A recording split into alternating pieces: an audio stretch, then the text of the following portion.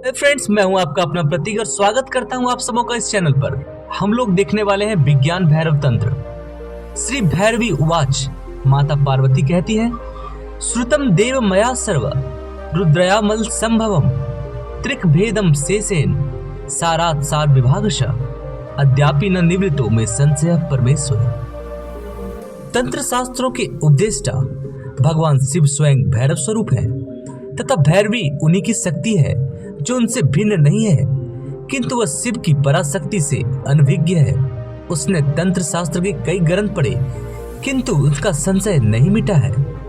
वह भगवान शिव की पराशक्ति को जानने की इच्छा से कई प्रश्न करती है, जिसके माध्यम से वह जानना चाहती है कि आपका वास्तविक स्वरूप क्या है तथा इस सृष्टि में आपकी क्या भूमिका है। यह सृष्टि आपसे भिन्न है अथवा अभिन्न है, या आप ही का स्वरूप है अथवा आपकी शक्ति का स्वरूप है। तंत्र शास्त्रों में भगवान के 5 कार्य माने गए हैं: सृष्टि रचना, स्थिति, संहार, तिरोभाव व अनुग्रह। इनमें तिरोधान के कारण यह जीव अपने वास्तविक स्वरूप को भूल जाता है, जिससे वह जन्म मृत्यु के फेर में पड़ जाता है, किंतु ईश्वर के अनुग्रह के कारण ही वह इस जन्म मृत्यु के चक्कर से छूटकर मुक्ति पाता है। ईश्वर के इस अनुग्रह को तंत्र शास्त्र में शक्तिपात कहा गया है। शक्तिपात अर्थात जिस पर ईश्वर की कृपा दृष्टि होती हो।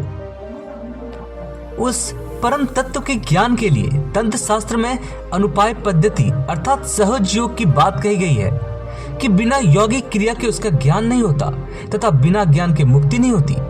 भैरवी इसी अनुपाय पद्धति के विषय में जानना चाहती है, जिससे वह स्वयं परमात्म स्वरूप में विलीन हो सके। इसके लिए भैरवी भगवान शिव से अर्थात भैरव से कई प्रश्न पूछती है, जिसके समाधान में भगवान भैरव उन्हें 112 धारणाओं का वर्णन कर उन्हें संतुष्ट करते हैं, जिससे उनका संशय दूर हो जाता है। यह आत्मा न तो प्रवचन से, न बुद्धि से, न वह बहुत सुनने से ही प्राप्त हो सकता है। जिसको वह स्वीकार कर लेता है उसके द्वारा ही प्राप्त किया जा सकता है। ये कठोपनिषद में कहा गया है। यही बात मुंडक उपनिषद में भी कही गई है। अतः वेदांत और तंत्र इसी एक बात पर सहमत है कि यह अक्रिया का अनुपाय का मार्ग है, जिसे जानना मात्र है। यह बोध स्वरूप है। भगवान शिव की ये 112 धारणाएं या विधियां केवल बोध स्वरूप ही है। तो आज हम लोग पहले विधि की चर्चा करेंगे। ऊर्ध्वे प्राणो हैदो जीवो विसर्गात्मा परोच्चरेत उत्पत्ति द्वितीय स्थाने भरनाद भरिता स्थितः। इसका अर्थ सृष्टि का परम तत्व चैतन्य है। वेदांत उसे ईश्वर कहता है, सांख्य दर्शन उसे पुरुष कहता है और तंत्र शास्त्र उसे शिव कहते हैं। यह सृष्टि उसी चैतन्य तत्व की शक्ति है, जिसे वेदांत माया शक्ति, सांख्य प्रकृति तथा तंत्र से भैरवी कहता है और शिव को भैरव। यह भैरवी शक्ति अपनी परावस्था में शिव से अभिन्न रहती है, एकाकार, किंतु अपनी अपरावस्था में यही सृष्टि की रचना करती है।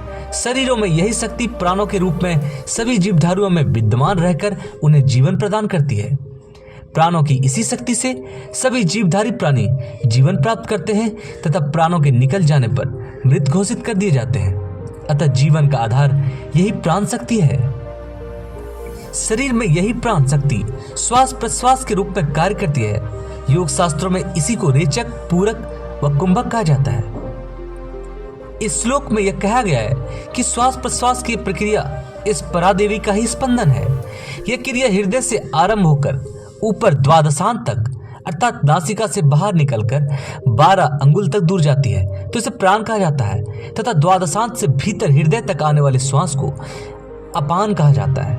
यह परादेवी निरंतर इसका स्पंदन करती रहती है। यह परादेवी विसर्ग स्वभाव वाली है। यह आंतर व बाह्य भावों की सृष्टि करती है। शरीर में अथवा सृष्टि में जो भी स्पंदन है, हलचल है, वह सब इसी शक्ति के कारण है। तथा जहाँ कोई स्पंदन नहीं है, कोई हलचल नहीं है, ऐसी शांत अवस्था ही चैतन्य स्वरूप शिव का स्थान है। जब प्राण तत्व बाहर निकलता है और अपान का आरंभ नहीं होता है, तो इन दोनों के बीच में थोड़ा सा अवकाश रहता है। यही शिव का स्थान है, जहाँ कोई हलचल नहीं है। इस पर ध्यान को केंद्रित करने से यह अवकाश लंबा हो जाता है और इसी में उस चैतन्य रूप शिव की अनुभूति होती है।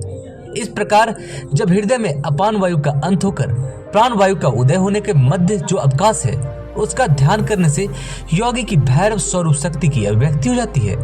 प्राणवृत्ति का अंदर आना व बाहर जाना इसका स्वाभाविक कार्य है, जो इस पराशक्ति का ही स्पंदन है। द्वादशांत तथा हृदय में ध्यान करने से सभी तरह की उपाधियों का विस्मरण हो जाता है तथा मैं ही भैरव हूँ, इस प्रकार की अनुभूति हो जाती है। यही शून्य स्थान है। धन्यवाद दोस्तों। Please like the video and subscribe the channel. Thank you.